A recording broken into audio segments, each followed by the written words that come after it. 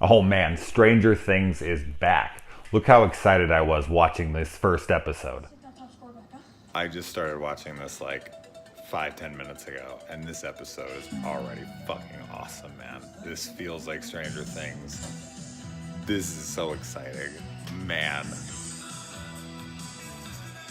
Hell yes. It's back! Yeah, I was pretty stoked. So, oh man, this came on at midnight. I was like ready. I was playing the Friday the 13th game on my Xbox, and it like hit midnight, and I was like, bye guys, click, boom, let's watch this shit. All right, so we get 9 episodes this time instead of 8, which is always exciting. Just one more. Duffer Brothers are back. First thing I want to say about this, and this is a spoiler discussion, I'm sure you can read just in case. The Duffer Brothers, man, like, this show just wouldn't work without them. I mean, you can just tell how much creative control that they have over this show. This is their show.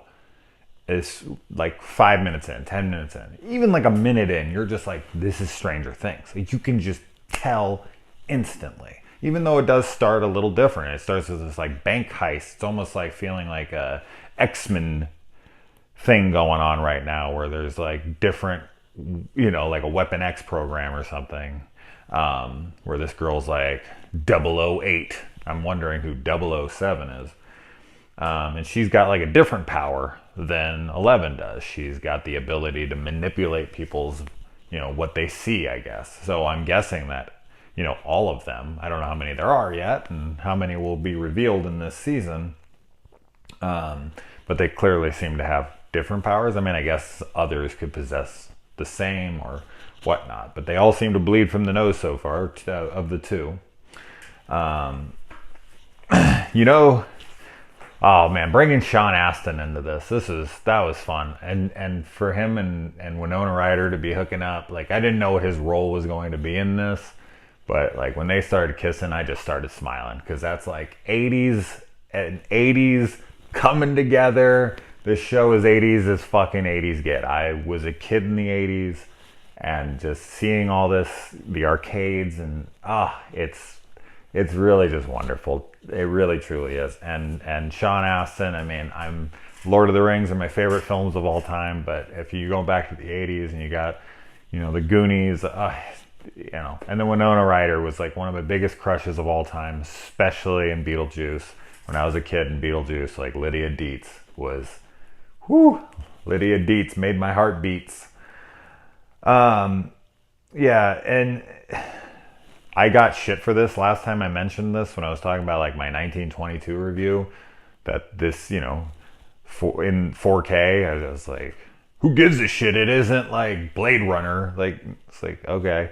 Anyway, man, this looks fantastic. Like, I love that Netflix originals stream their shit in 4K, because it does matter. It doesn't matter what it is. It matters. And it looks fucking fantastic. Jesus, it just looked so right there in front of you.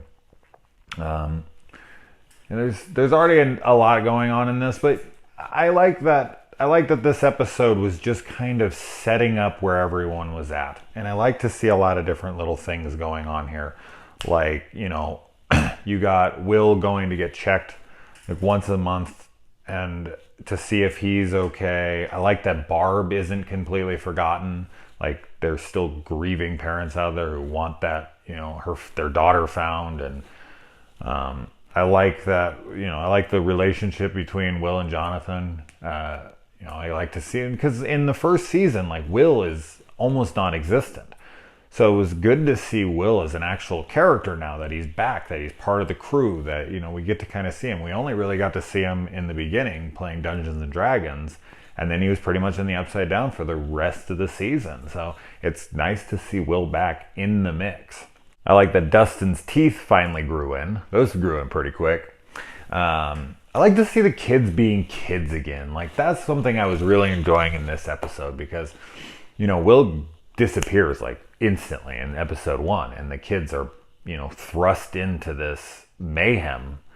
And in this episode, I got to see them just be kids like you got to see in the beginning when they're playing Dungeons and Dragons. They're just, they're going to the arcade and they're at school and they're like chasing this cute girl around that they like, and they're, seeing if she's the one beating their high score. And it just felt nice to get to see the kids having fun and doing what kids should be doing. Giving them a little break, because that crazy shit's about to break out at any moment.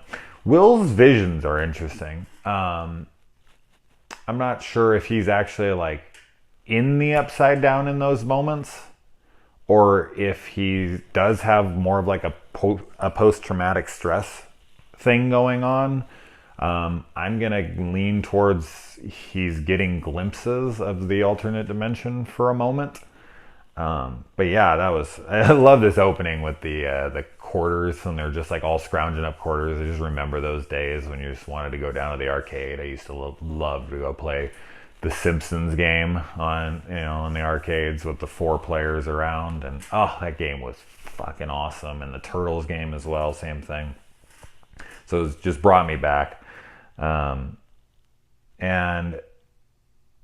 this whole ending with Hopper and Eleven, it was very sweet and endearing and surprising. I wasn't expecting her to just be back. I thought, because I did see the trailer, I tried to avoid it, but I was so hungry for anything Stranger Things when it came out. I was like, I'm gonna watch it, fuck it.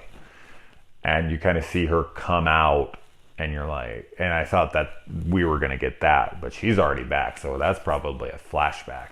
But I like that because, Hopper kind of has his daughter back, and Eleven has her parents back. I mean, that Matthew Modine's character is basically her papa in the first season, and now she has a man who really cares about her, and he's got the house rigged with fucking tripwires, and he's protecting her, and they have signals in Leon the Professional. They are ready for anything that comes. That pumpkin field looked really cool. I want to know what that is. Obviously something's starting to leak out of that, or monsters. I don't know. As I said, I don't know. This huge, the mist looking monster that's up in the clouds. I'm curious to see what that's going to be. And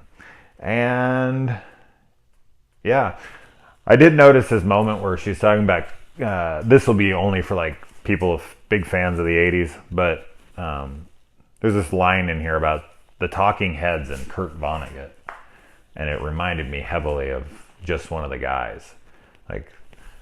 You'd have to see the movie, you'd have to know it pretty well to know what the hell I'm talking about, but I just thought I'd throw that in there for anyone who's big fan of that movie or big fan of the 80s. All right, anyway, I have episode 2 lined up. I will be back in a minute to report on that. Well, not a minute, in an hour, but I want to get back to that. So, all right.